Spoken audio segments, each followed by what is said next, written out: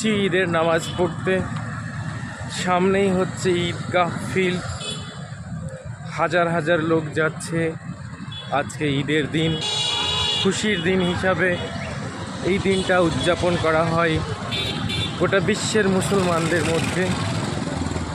আর এই চলেছি আমি, পিছনে হাজার হাজার কাফিলা।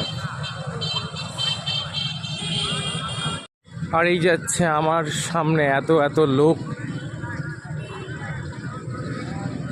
8টায় অনুষ্ঠিত হবে ঈদের নামাজ।